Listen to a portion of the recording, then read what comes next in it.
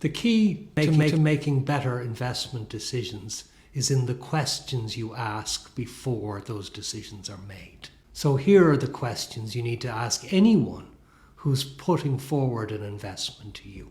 The first question is, what is the maximum possible gain I can make within this investment over whatever the investment period may be? The second one is, what is the minimum gain or the maximum losses I can make over the investment period being considered?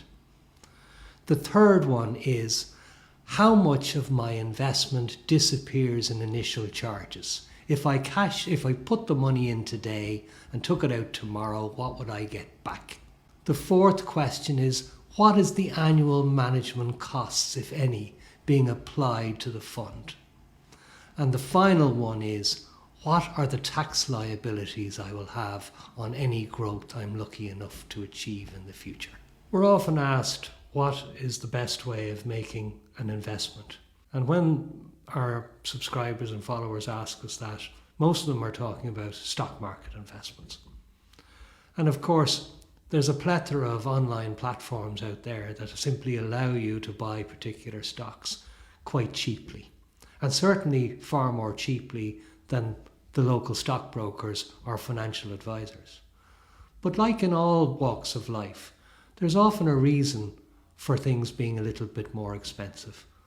As I was saying to somebody the other day, nobody walks into a Mercedes garage and says, I'm not paying 100 grand for that, I can get a Skoda down the road for 20 grand. The reason is they understand the difference in the price. There's a reason for the difference in the price.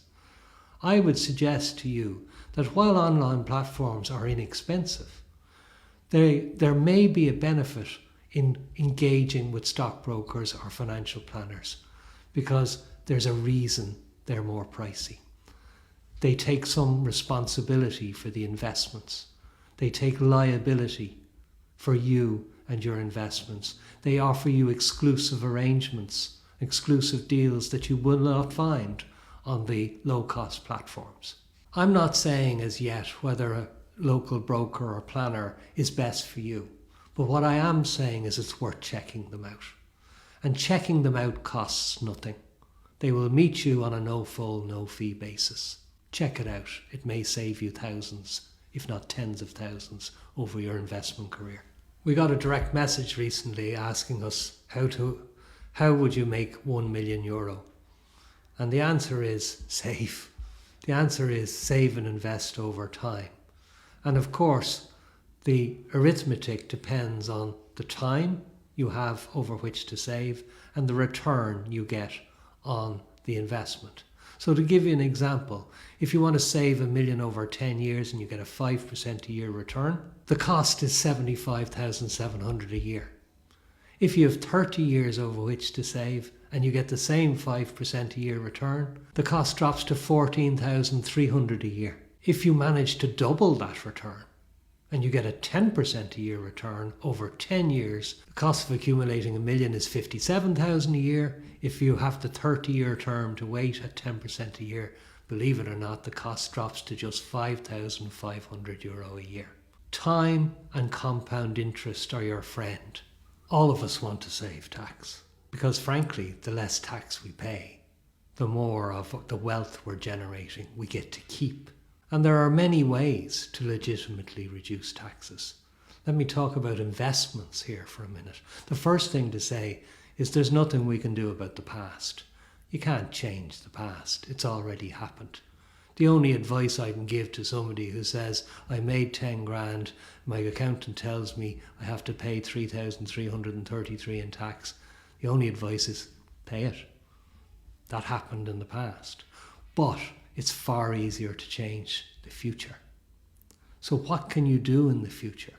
What you can do is you can make sure if, for example, you have retained capital losses, that any investment you make is subject to the capital gains tax regime. So you can offset the losses against future gains. Another thing you can do is recognize that there's a small annual exemption to capital gains. But within portfolios, you only get that exemption if you sell dispose of the asset.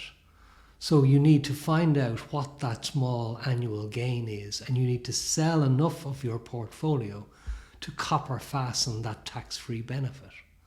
That'll save you about $1,000 a year, or if you're a married couple, $2,000 a year. What you can do is you can long-term plan, for example, to move residency from this country to another in the EU. One of the pillars of the EU is free movement of people. And the tax liabilities on investments, be they personal or retirement fund investments, are very different in other EU jurisdictions. These are the reasons we suggest you need impartial financial planning advice. Those planners can eke out for you the various legitimate ways that you can avoid taxes, both now and down the line.